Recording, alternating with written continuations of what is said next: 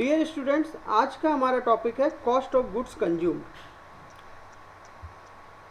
जैसे कि आपको पहले से पता है कि कॉस्ट ऑफ गुड्स कंज्यूम्ड में हम लोग गुड्स से मतलब यहाँ पर है, जैसे हो सकता है हमारे ऑफिस में जो स्टेशनरी आ रही है, या इसमें आपका मेडिसिन हो सकता है, या स्पोर्ट्स मटेरियल हो सकता है, या किसी क्लब में इस रिफ्रेशमेंट के आइटम भी हो सकते हैं। मीन्स ऐसे गुड्स जो जल्दी जल्दी कंज्यूम होते हैं उनके बारे में बात कर रहे हैं। जैसे कि हमें पहले से पता है कि जो हमारा रिसिप्ट एंड पेमेंट अकाउंट जो बनता है वो हमारा बनता है कैश बेसिस पर, और इनकम एंड एक्सपेंडिचर अकाउंट हमको जो बनाना है वो बनाना है एक्रूड बेसिस पर। तो होता क्या है कि अगर कोई एडिशनल इन्फॉर्मेशन नहीं दी, सपोज उसमें लिखा स्टेशनरी परचेज 50,000 और कोई भी एडिशनल इन्फॉर्मेशन नहीं दी, तो हम बाय डिफ़ॉल्ट ये मान लेते थे कि 50,000 की स्टेशनरी ही हमारी कंज्यूम हो गई, और वो हम इनकम एंड एक्सपेंडिचर अकाउंट के डेबिट साइड में लिख देते थे। लेकिन मान लीजिए क्वेश्चन में दिया है, सपोज हमने स्टेशनरी परचेज की 50,000 रुपीज़, और हमारे क्वेश्चन में लिखा है कि closing stock of stationery 10,000 rupees. तो इसका मतलब ये हुआ कि जो 50,000 की स्टेशनरी हमने परचेज की थी उसमें से 10,000 रुपीज़ की स्टेशनरी अभी खर्च नहीं हुई है। तो इसका मतलब कंज्यूम कितनी हुई है, तो 50,000 में से हमें जो हमारा आखिरी में जो स्टेशनरी बच गई है वो हमको माइनस करनी पड़ेगी। तो हमारा स्टेशनरी कितना बचेगा, 40,000 रुपीज़। तो मीन्स क्लोजिंग स्टॉक जो है स्टेशनरी का या मेडिसिन का वो हम उसमें से माइनस करेंगे। क्यों माइनस कर रहे हैं, क्योंकि एक्चुअल में हमने 50,000 की परचेज की है, लेकिन अगर हमारी लास्ट में 10,000 का क्लोजिंग स्टॉक बच गया तो रियल में कंज्यूम कितनी हुई, 40,000। तो 40,000 हम इनकम एंड एक्सपेंडिचर अकाउंट के डेबिट में लिखेंगे, और जो 10,000 रुपये बच गई है वो एक्चुअल हमारी एसेट्स है। तो जो हम न्यू बैलेंस शीट बनाएंगे तो उसमें एसेट साइड में लिखेंगे। दूसरी अब हम बात करते हैं ओपनिंग स्टॉक ऑफ इन्वेंट्री की। किसी क्वेश्चन में ऐसा भी हो सकता है कि हमने 50,000 रुपीज़ की स्टेशनरी परचेज की है और एडिशनल इन्फॉर्मेशन में लिखा है कि ईयर की स्टार्टिंग में 5,000 की स्टेशनरी पहले से थी। मीन्स ओपनिंग इन्वेंट्री जो है, ओपनिंग मटेरियल जो है वो 5,000 रुपीज़ है। तो इसका तो मतलब ये हुआ कि हमने 5,000 रुपये का जो पहले से रखा हुआ मटेरियल है 5,000 का वो यूज किया है, और 50,000 का और परचेज किया है। तो टोटल हमारा कंजम्पशन कितना हो गया, 55,000, मतलब 5,000 प्लस 50,000। मीन्स तब हमारा पता लग पाया कि कितने रुपए का मटेरियल हमने कंज्यूम कर लिया। तो जब भी क्वेश्चन में स्टेशनरी का या मेडिसिन का या स्पोर्ट्स का ओपनिंग मटेरियल भी दिया हो और क्लोजिंग मटेरियल भी दिया हो, तो हम लोग क्या करते हैं, ओपनिंग मटेरियल को प्लस करेंगे और क्लोजिंग मटेरियल को माइनस करेंगे। तब जाके निकल के आएगा कि हमने कितना मटेरियल कंज्यूम किया। जैसे कि हम इस फॉर्मूले में देख रहे हैं, जैसे इन्होंने, हम लोग जबकि पहले लिखेंगे net purchase during the year, कितने रुपए का हमने परचेज किया, इसको हम पहले लिख देंगे।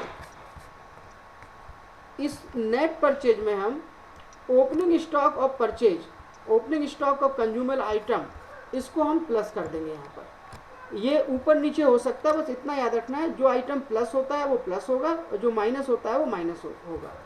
और उसमें से क्या माइनस करेंगे, लेस क्लोजिंग स्टॉक, तो ये हम माइनस कर देंगे। जो डिफरेंस आएगा उसको हम इनकम एंड एक्सपेंडिचर अकाउंट में शो करेंगे। मीन्स यहाँ हम 5,000 रुपीज़ लिखेंगे नेट परचेज में, ओपनिंग स्टॉक अगर 5,000 का है तो उसको लिखेंगे, और माइनस किसको करेंगे, हम जितना क्लोजिंग स्टॉक बचा है उसको माइनस करेंगे। तो हमारा इनकम एंड एक्सपेंडिचर अकाउंट में कितना अमाउंट आएगा ये शो हो जाएगा। एक एग्जाम्पल से लेके देखते हैं। जैसे ये एक एग्जाम्पल दिया है, calculate the amount of stationery that will be debited to income and expenditure account for the year ended 31 March 2020।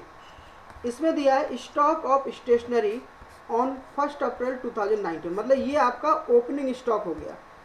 और फिर दे रहे हैं payment made for stationery during the year, इतना पेमेंट किया, तो हम बाय डिफ़ॉल्ट ये मान लेंगे कि हमने इतने रुपए की स्टेशनरी इस ईयर में परचेज की है, 54,000 रुपीज़ की। मतलब 54,000 की हमने परचेज की है और 5,000 से की पहले से रखी हुई थी, यानी कि ओपनिंग स्टेशनरी हो गया ये। और लास्ट में लिख रहे हैं stock of stationery in hand on 31 March 2020। तो ये क्लोजिंग डेट दिया है, यानी कि ईयर के लास्ट में 2,500 रुपीज़ की स्टेशनरी बच गई। तो हमको वही काम करना है कि पहले हमको लिखना है 50, हालांकि ये यहाँ पर 54 बाद में लिख रहे हैं, लेकिन हम लोग जब सॉल्व करेंगे तो 54 पहले लिख दे तो ज़्यादा अच्छा है। हालांकि प्लस में कोई भी बात अमाउंट आप पहले लिखते हैं या बाद में लिखते हैं उससे आंसर पे इफेक्ट नहीं होगा। तो इन्होंने क्या किया, ओपनिंग स्टॉक ऑफ स्टेशनरी लिखा है प्लस जितना आपने पेमेंट किया है वो उसमें प्लस कर दिया है तो 69,000 हो गया, और उसमें से क्लोजिंग स्टॉक माइनस कर दिया तो 66,500 हो गया।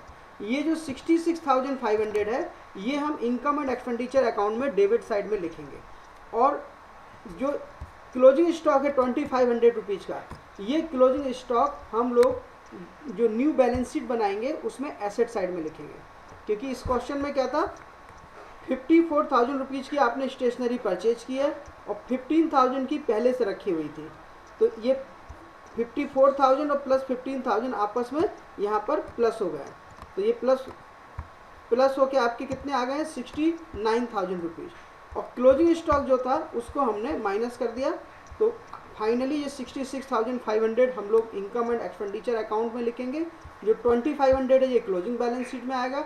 अगर हमको कहीं ओपनिंग बैलेंस शीट बनानी है तो 15,000 रुपये जो ओपनिंग स्टॉक है स्टेशनरी का वो हमारा ओपनिंग बैलेंस शीट में आएगा।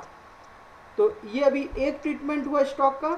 इन शॉर्ट आपको याद रखना है कि जितने रुपए की भी आप स्टेशनरी या मटेरियल या मेडिसिन परचेज करें वो तो आपने परचेज की है, लेकिन कंज्यूम कितनी हुई है उसमें आप ओपनिंग स्टॉक को प्लस करेंगे और क्लोजिंग स्टॉक को माइनस करेंगे।